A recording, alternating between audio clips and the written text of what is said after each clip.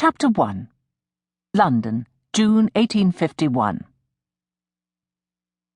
"If you've killed her, Geoffrey, we will never hear the end of it from Lady Thornborough." Geoffrey Somerville threw a sharp glance at his companion.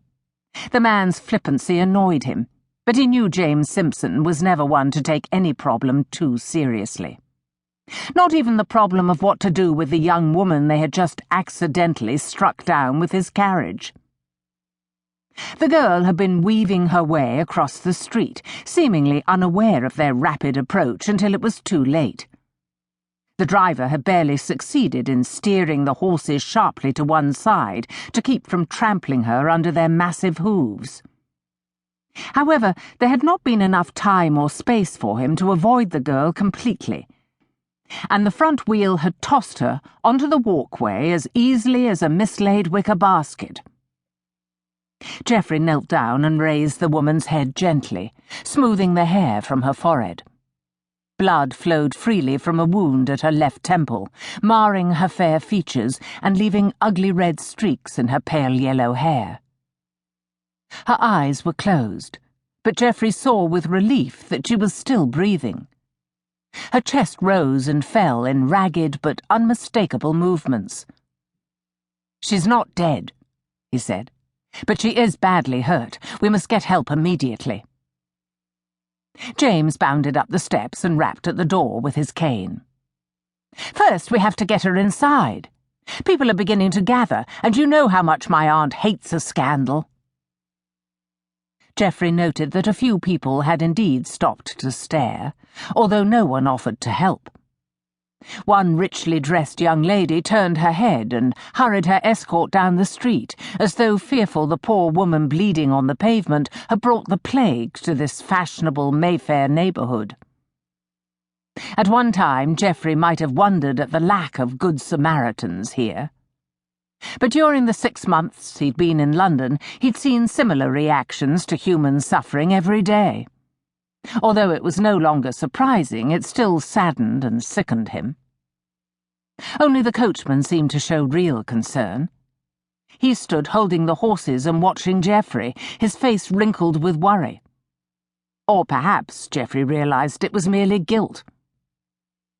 "I never seen her, my lord," he said. "She come from out of nowhere." "It's not your fault," Geoffrey assured him. He pulled out a handkerchief and began to dab the blood that was seeping from the woman's wound. "Go as quickly as you can to Harley Street and fetch Dr. Layton." "Yes, my lord." The coachman's relief was evident. He scrambled up to the driver's seat and grabbed the reins. "I'm halfway there already."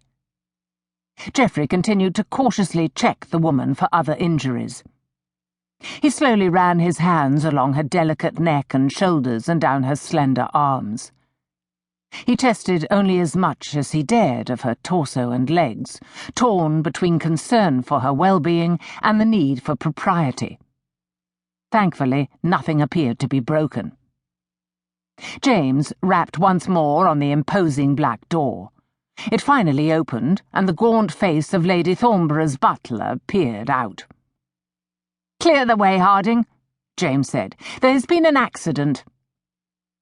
Harding's eyes widened at the sight of a woman bleeding on his mistress's immaculate steps.